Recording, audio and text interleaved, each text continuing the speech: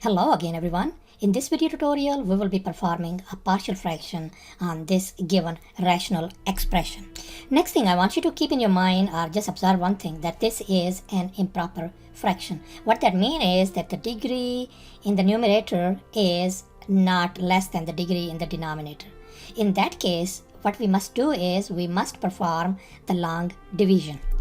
So let's go ahead and get started with our long division first. I want you to look at the leading term inside the dividend, which is x power 4. I want you to write down x power 4 right up here divided by the leading term outside, which is divisor, which is x power 3. So that's going to give us x. So I want you to put down that x, whatever this thing, right up here. And then multiply this x with the both term outside. That's going to give us x power 4 minus 3 x power 3. The next thing what I want you to do is I want you to switch the sign. So this positive become negative and negative become positive. We change the sign. So this is gone. So we got this thing, which is what? Negative 2x power 3. I want you to bring these two terms down, which is plus 6x square minus 18. Now, once again, I want you to look at this, the leading term, which is negative 2x power 3 divided by the leading term over here outside is x power 3. When you simplify or divide, that's going to give you negative 2. I want you to put this negative 2 right up here and multiply this negative 2 with the both term outside. So that's going to give you negative 2 x power 3 plus 6x square. Once again, I want you to change the signs. So this negative become positive, positive become negative. The next thing is you cancel this one out, this is gone. So we ended up with just negative 18 as our remainder. Thus, after the long division, our original equation can be written as this form. Alright, so we're gonna call this equation as number 1. Just keep in your mind. Now our next step is going to be performing our partial fraction, only this fraction. This is the rational part. Just keep in your mind.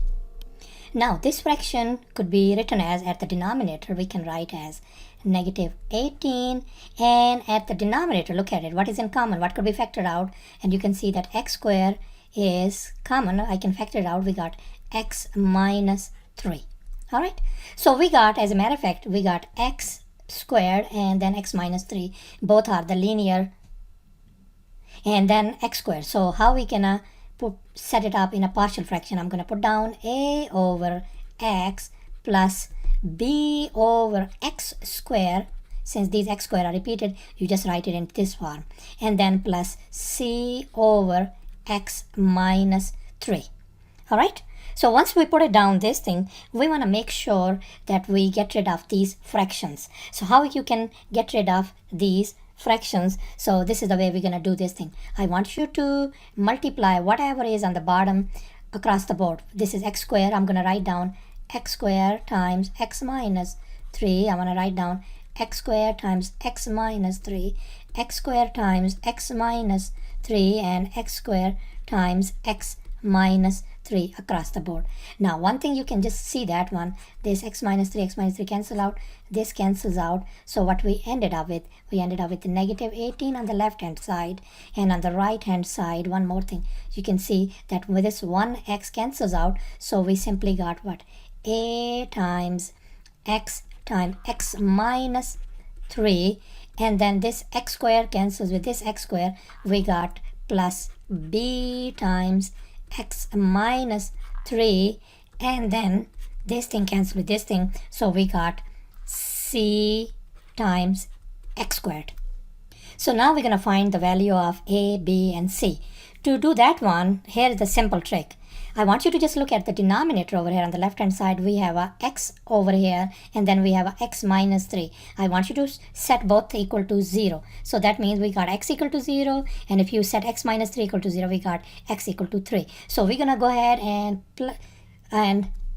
put these one as this one over here. I'm gonna put down x equal to 0 first. What is gonna happen if I plug it in x equal to 0 in this our equation over here? So we got negative 18 on the left hand side equal to, you can see a times this 0 times this whole thing, they become a times 0 plus b times 0 minus negative 3 becomes negative 3 plus c times 0 square is 0. So that means we simply got negative 18 equal to negative 3b, which gives us b equal to 6. So we figured out our b value as 6.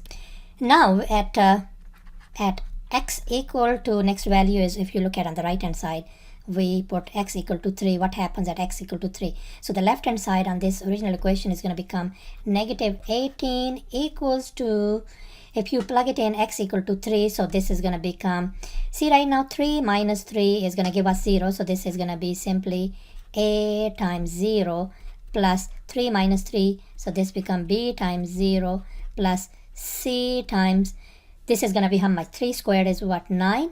So I just put down 9. So that means we got negative 18 equal to 9c. So that is going to give us c equal to negative 2. So the next step, we need to find the value of a on this equation.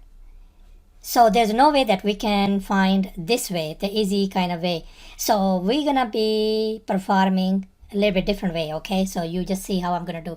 I will be using this technique. So negative 18 equals to, here I want you to just multiply, distribute. So this simply become a times x square minus 3x, isn't it? And this is plus b times x minus 3 plus cx square. So let's do this thing over here. I want you to just look at this x square and this x square. See right now over here, I can write this one over here. So let me just go ahead and distribute it. Okay, how about that one? Ax square minus 3ax plus bx minus 3b plus cx square, and we got negative 18 still outside. Now I want you to just look at this thing over here, our x square part.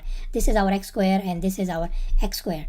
Can we write this one as, I can write a plus c times x square outside. Likewise over here, I'm going to write this thing plus negative 3a plus b times x and plus, and then negative 3b on this side. Okay, so we got this thing, and here we have a x square and x is missing. I can write 0x square plus 0x minus 18, and now we're gonna be equating the coefficient of x square, x, and the constants. If we equate the x square part, so what we're going to do is,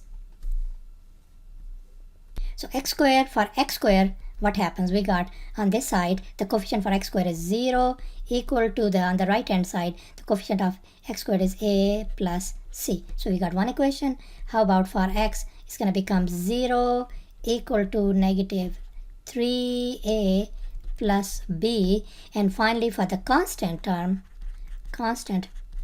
what you got? Negative 18 equal to negative 3b. From these equations, as you can see over here, if you look at this equation, so a could be written as negative c, and we know that c is negative 2. That means c is what? Negative 2. So I can write a times c, negative and negative 2. So a turns out to be positive 2. Thus our a, b, c values are right up here. We figured them out. So thus our partial fraction is going to be simply a, whatever a is, you replace is a by 2, and b replace it by 6, and c replace it by negative 2. Thus our partial fraction turns out to be this one. Now let's go back to our equation number 1. Let's go back to our equation number 1 that we did in previous step. So this is the equation. So now we want to just put the final touches over here. As you can see, we can write this one as x minus 2 already. That was part of our long division. Plus we got 2 over x plus 6 over x square plus negative 2 over x minus 3. And that is our complete answer. Thanks for watching.